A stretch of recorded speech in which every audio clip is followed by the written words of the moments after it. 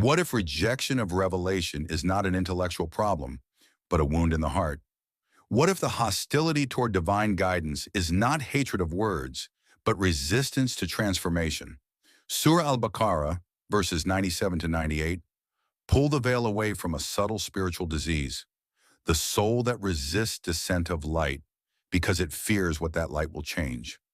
Listen carefully, because these verses do not only speak about a people of the past, they also speak about the inner states alive within us right now, the historical ground, where the verses first stood.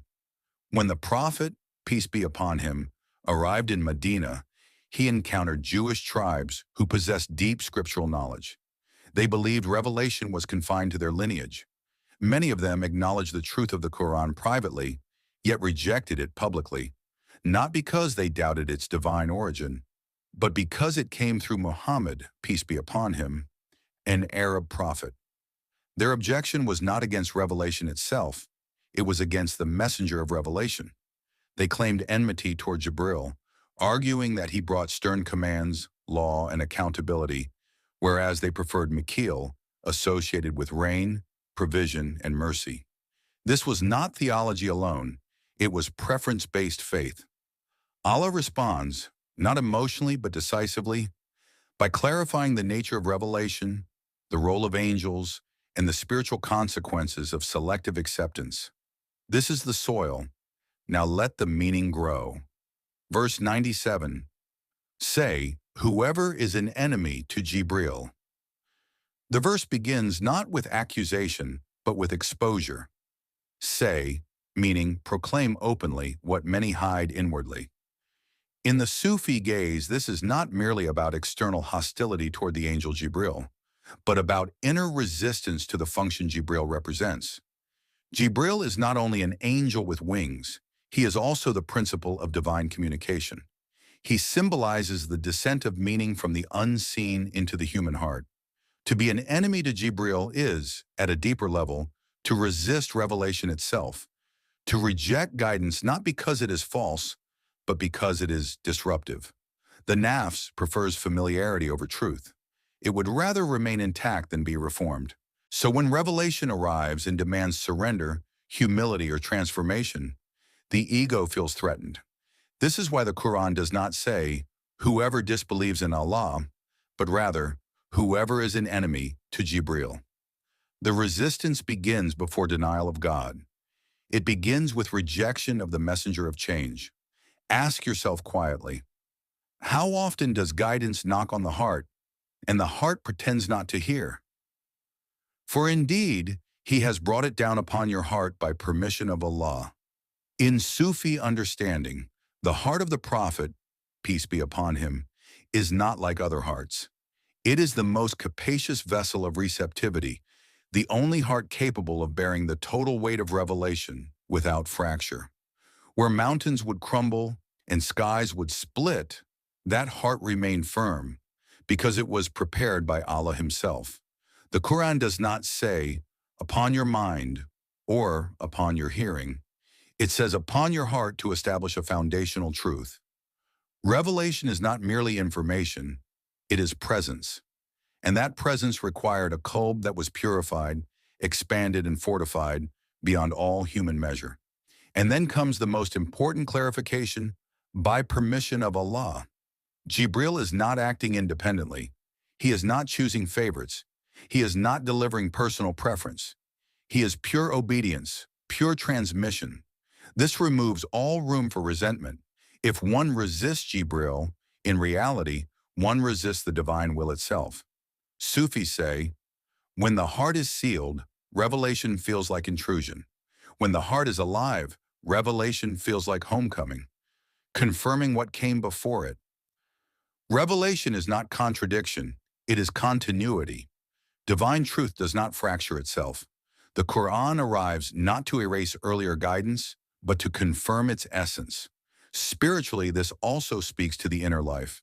When divine guidance comes to a heart, it does not annihilate the soul's original nature, fitra, it restores it.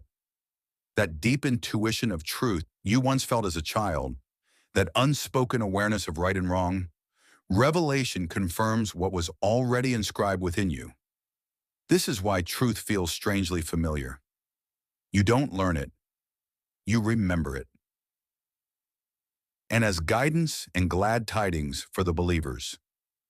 Guidance is direction, glad tidings are comfort.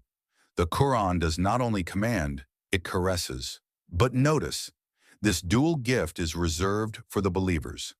Belief here is not mere acceptance of doctrine.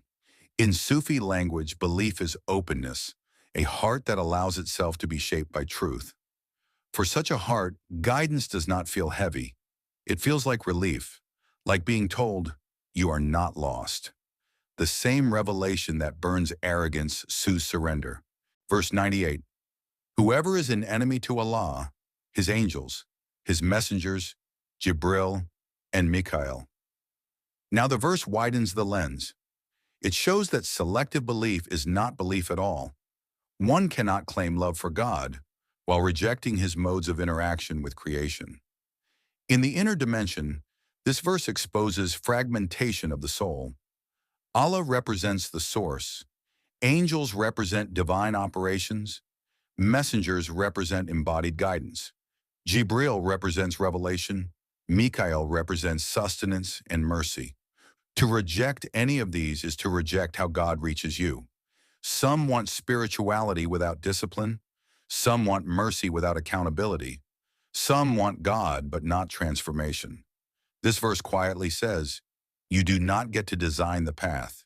You either accept the divine system as a whole, or you remain at war with it. Then indeed Allah is an enemy to the disbelievers. This line must be heard with a calm heart.